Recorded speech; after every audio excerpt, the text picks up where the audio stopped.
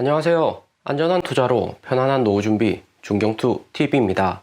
네, 9월 13일 월요일입니다. 비트코인 45,400달러, 이더리움 3,300달러, 에이다, 솔라나는 마이너스고 나머지는 다 플러스입니다. 에이다 코인은 업데이트 전후로 어느 정도 세력들이 매도를 하기 때문에 조정을 받고요. 솔라나 또한 최근에 많이 고평가되었다는 이야기가 많기 때문에 가격 하락을 하는 것입니다. 대신에 폴카닷이 이더리움 에이다하고 성격이 유사하기 때문에 저평가된 폴카닷 시가총액 7위로 가격이 급등을 했습니다. 에이다 하드포크는 성공적으로 마무리되었고 에이다 가격이 아직까지 주춤은하고 있는데 비트코인 가격 변동성이 너무 크기 때문에 어느 정도 비트코인이 가격을 자리 잡으면 에이다 코인의 가격 상승이 추가적으로 이루어질 듯 하고요. 9월 14일 미국 인플레이션율 발표를 앞두고 시장의 현재 변동성이 매우 커졌다 볼 수가 있습니다. 인플레이션율 발표는 매월 코인 시장 하방 압력을 계속해서 주었고요. 단기에 코인이 어느 정도 조정은 받겠지만 미국 인플레이션율이 얼마나 나올 것이라는 강약의 정도에 따라서 인플레이션율 14일 발표 이후 최소 2일에서 3일 정도 추가로 조정을 받고 코인 시장은 재상승 가능할 듯 하고요. 실제치가 예상치를 크게 벗어나면 하락세는 더욱 강해지는 것입니다. 하지만 미국 인플레이션율로 인한 코인 가격 하락은 매달 있었기 때문에 코인 투자자들한테는 어느 정도 선반영되어 있다 볼 수가 있습니다. 중요한 것은 9월 22일 미국 연준 테이퍼링 발표인데 코로나 델타 변이 확진자 증가 추세 속에서도 연준이 어떤 결정을 할지가 관건일 듯 하고요. ECB 유럽중앙은행은 이미 9월 발표된 인플레이션율 지표가 3%대로 10년 만에 최고 수치로 도달하면서 9월 7일 테이퍼링은 2022년 3월부터 점진적으로 시작한다 했고요. 영국 EPL 프리미어 리그 축구 보면 사람들 거의 다 마스크 착용 안 합니다. 하지만 영국 1일 확진자는 4만 명 이상이고요. 영국 백신 접종률이 70% 이상 높기 때문에 어느 정도 영국도 코로나와 공존을 하는 분위기로 가고 있습니다. 유럽 테이퍼링으로 9월 7일 비트코인 53,000달러에서 45,000달러까지 8,000달러 순식간에 하락을 했는데 9월 20일 미국이 테이퍼링 한다고 나오면 확실히 코인 하방 압력은 더욱 강해질 듯 합니다. 그렇다고 매번 인플레이션율 리스크 있다고 해서 코인 다 팔고 현금화 하라는 건 아니죠. 어느 정도 충격에 대비해서 적정 비중을 현금화해서 보유하시고 중경투가 하락폭 측정해서 반등 나오는 지점에서 재매수해서 수익 극대화하는 거죠. 개별 코인들 대응법은 공지를 드립니다.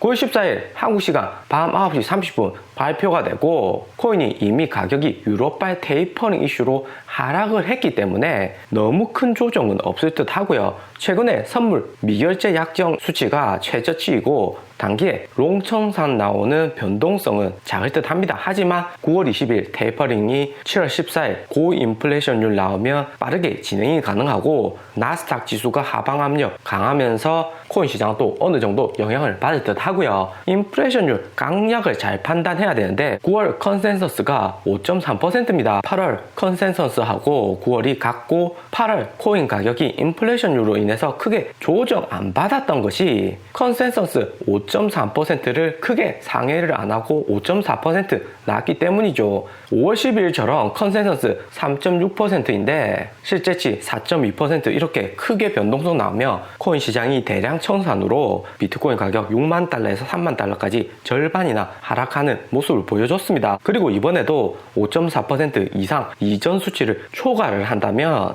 9월 22일 FOMC 미팅에서 테이퍼링 더 빠르게 발표할 가능성 존재하죠. 유럽이 채권 매입 줄이겠다고 9월 7일 발표는 했지만 내년 2022년 3월부터 실시가 됩니다. 현재같이 코인 시장 거래량 낮고 투자자 대부분이 홀딩하는 시점에서는 변동성이 그렇게 크게 나오지는 않을 듯 보이고요. 그럼 9월 발표된 인플레이션율이 어떻게 나올 것인가, 변동폭이 얼마나 클지 예측을 해보면 우선 8월에 나온 7월 인플레이션율 지표를 확인하면 어떤 요소가 미국 물가 상승에 크게 작용을 했는지 보고 최근 원자재 가격하고 비교해서 확인해야 할 듯 하고요. 8월 미국 CPI 개별 지수 중에 식품, 에너지, 거주비에서 상승이 있었고 무엇보다 6월, 7월 중고차 가격 상승이 인플레이션율에 크게 작용을 했습니다. 하지만 8월부터는 에너지 부분에서 인플레이션율 증가율이 높았고요. 2.3% 전월 대비 증가율이고 전년 대비해서는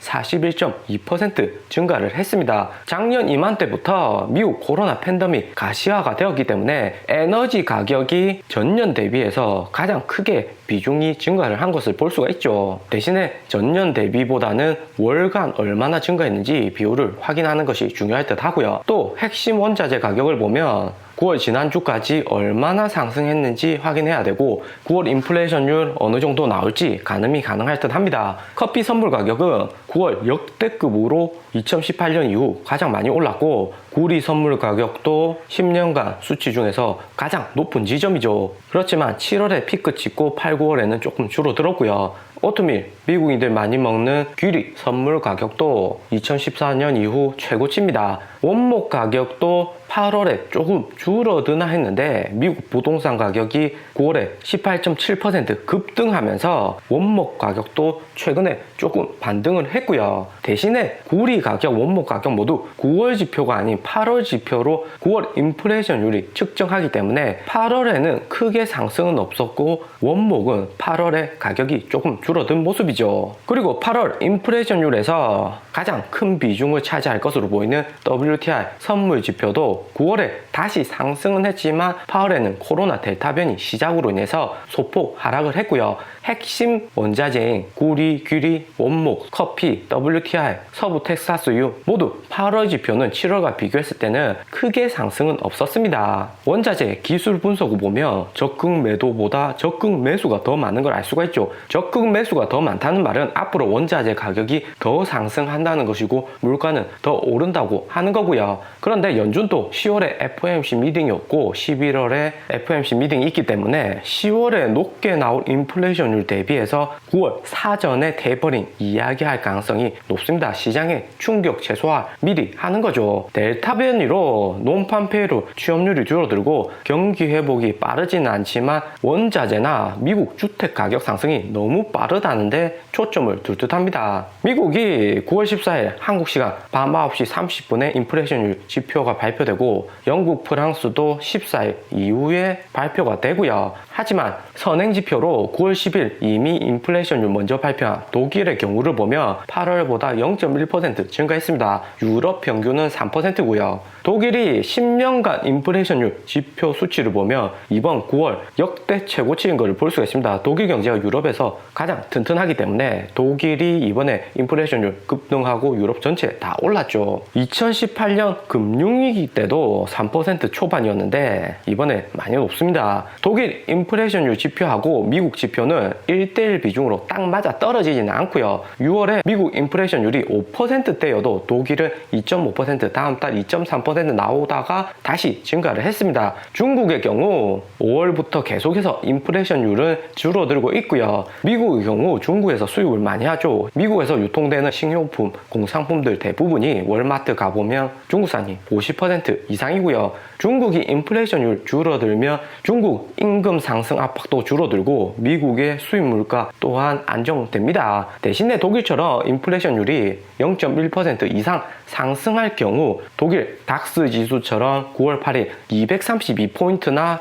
단기에 하락할 가능성 존재하고요. 독일 주식은 자동차, 철강, 중공업 위주로 크게 변동성이 없는 지표지만 단기에 이 정도 독일 지표 하락했다는 것은 독일 경제의 변동성이 심하다는 겁니다. 일단은 8월 미국 인플레이션 지표 변동성이 전월 대비 크지는 않겠지만 소폭 증가나 5.3% 컨센서스 맞게 나올 가능성이 높고요. 그럼 우리 코인 시장은 어떻게 되나? 2월부터 계속해서 미국 CPI 지수 발표가 되었지만 매달 코인 가격하고 CPI CPI 지수는 상관성이 매우 컸습니다. CPI 지표 발표될 때마다 하락이 났고 4월에도 크게 하락하고 반등 났지만 5월에는 5월 12일 미국 CPI 지표 발표하고 일론 머스크 테슬라 비트코인 결제 중단과 중국 코인 산업 제재로 가격 하락폭은 매우 컸고요. 6월 10일 또 하락을 했습니다. 하지만 6월부터는 4월, 5월보다 비트코인 가격이 3만 달러 바닥이고 개인 투자자 비중이 적어졌기 때문에 하락폭은 더 적었습니다. 또 7월에도 여전히 하락했고 우리도 비트코인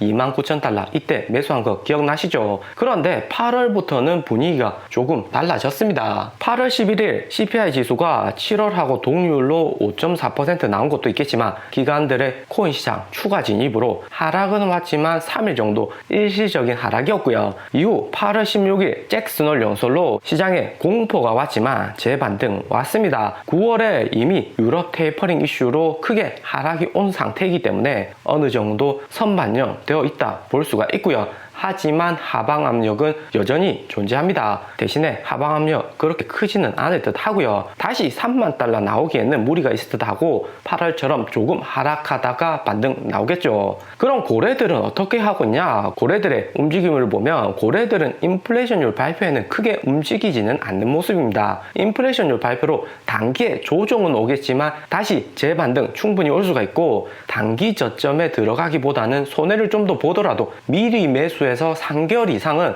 꾸준히 가져가는 모습이고요. 2월의 경우 고래들 매수하고 가격 상승하고 한 달 뒤 고래들 매수한 가격 그대로 원점으로 돌아 나왔지만 오히려 다시 추가 매수를 한 것을 볼 수가 있습니다. 그렇기 때문에 테이퍼링이나 인플레이션 지수 중요는 하지만 확률은 반반일 듯 하고 고래들을 비해서 현금 보유량 적고 단기 변동성으로 멘탈에 영향받을 수 있는 개인 투자자들은 어느 정도 리스크 관리를 위해서 현금화 비중 늘리는 것이 중요할 듯 하고요. 오늘의 영상은 여기까지입니다. 좀 더 디테일한 투자 정보가 필요하신 분들은 커뮤니티로도 자료가 공유되니까 멤버십 가입과 구독 부탁드립니다. 감사합니다.